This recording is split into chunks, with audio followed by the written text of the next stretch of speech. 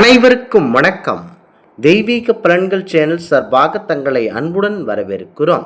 இன்று நம் காணொளியில் காண விரும்புவது செல்வங்களை அள்ளி குவிக்கும் திருத்தணி பரம்பொருள் ஸ்ரீ முருகப்பெருமான் சிறப்புகளை பற்றி இந்த காணொளியில் பார்க்கலாம்.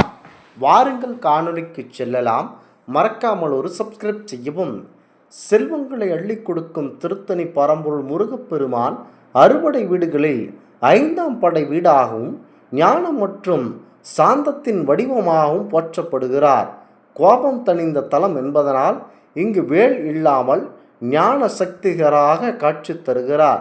365 படிகள் 365 நாட்களில் செல்வ வளத்தை குறிக்கின்றன.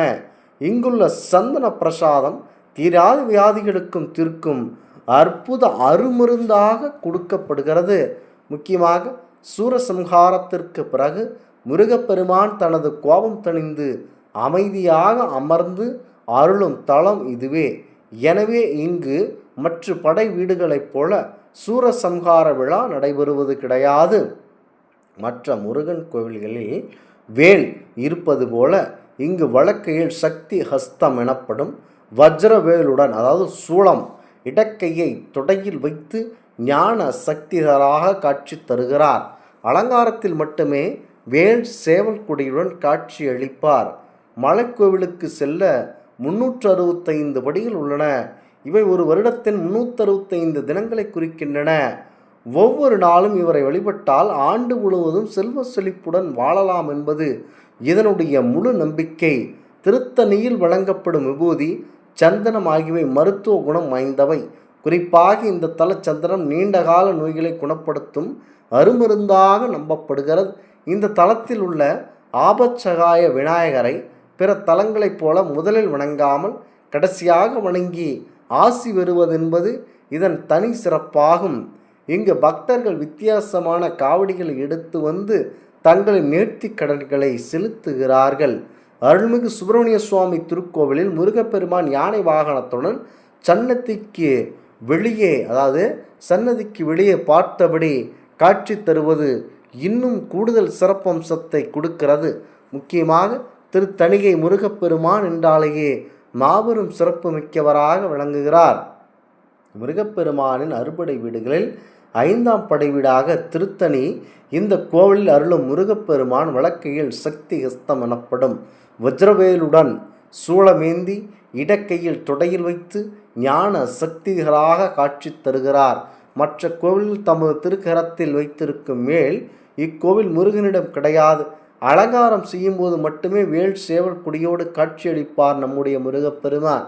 முருகப்பெருமான் சூரசம்ஹாரம், அதாவது முருகப்பெருமான் சூரர்களை சம்ஹாரம் செய்து இந்த தலத்தில் கோபம் தணிந்து சாந்தமாக காட்சி தந்த தலம் என்பதனால் இந்த கோவில் சூரசம்ஹாரம் நடைபெறுவதில்லை. இதற்கு பதிலாக சூரசம்ஹார தினத்தன்று முருகனை குளிர்விக்க 1000 கிலோ பூக்களால் புஷ்பாஞ்சலி செய்வார்கள். இந்த ஆலயத்திற்கு வந்து எவர் நம்ம மனதில் நினைத்து கொண்டு செல்வங்களை நினைத்து வேண்டுகின்றனரோ அவர்களை கோட்டீஸ்வரராக கூடிய வாய்ப்பு கிடைக்கச் செய்வார் நம்முடைய முருகப்பெருமான். இந்த தலத்தில் முருகப்பெருமான் யானை வாகனத்துடன் காட்சி தருகிறார். இந்திரன் தனது மகள் தெய்வ யானையை முருகனுக்கு மணமுடித்த போது ஐராவதம் எனும் தெய்வலோக யானையை பரிசாக கொடுத்தார். இந்த யானையை கொடுத்ததனால் தேவலோகத்தில் வளம் குறைந்தமையால் இங்கு முருகன் யானையின் பார்வையை தேவலோகம் பார்த்து திருப்பி இருக்கும்படி கூற யானையும் தேவலோகத்தை பார்த்தபடி காட்சி தருகிறது.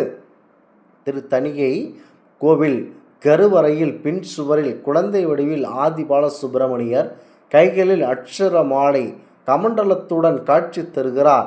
இவருக்கு மார்கழியில் குளிரும் என்பதனால் வெந்நீரால் அபிஷேகம் நடைபெறும்.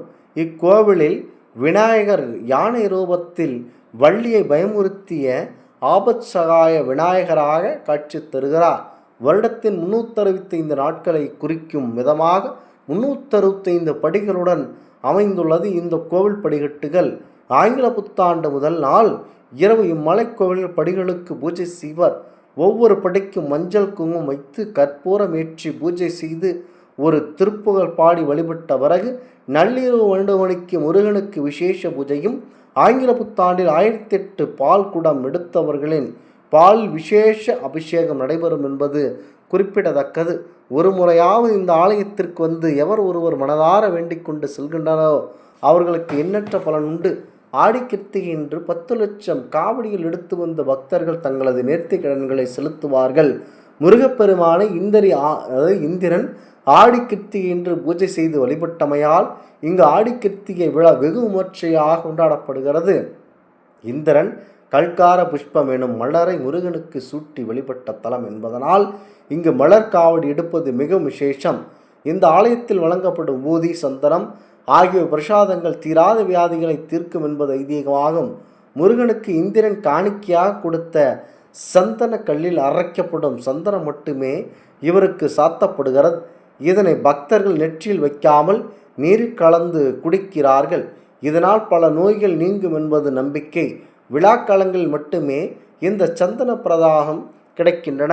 முக்கியமாக இந்த பிரசாதத்தை மனதில் நினைத்து கொண்டு முருகா என்று நினைத்து கொண்டு அதனை உண்பவர்களுக்கு எண்ணற்ற பலன் உண்டு. திருத்தணிகை முருகன் மும்மூர்த்திகள் மட்டுமின்றி நந்திதேவர், வாசுகிநாகம், அகத்திய முனிவர் ஆகியோரும் வழிபட்டுள்ளனர். பெருமாள் ஆலயங்களைப் போலவே முருகன் திருப்பாதத்தை சடாரி பக்தர்கள் தலையில் வைத்து சாத்துவது இக்கோவிலின் தனி சிறப்பு.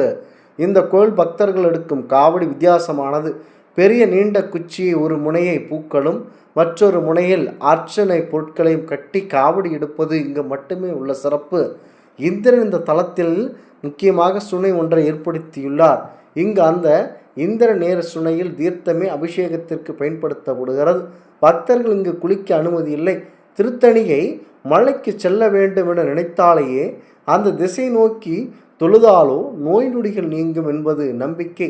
ஆடிக்கிருத்திகையில் திருத்தணி ஆலயம் சென்று முருகனை வழிபட நோய் நொடிகள் நீங்கும்.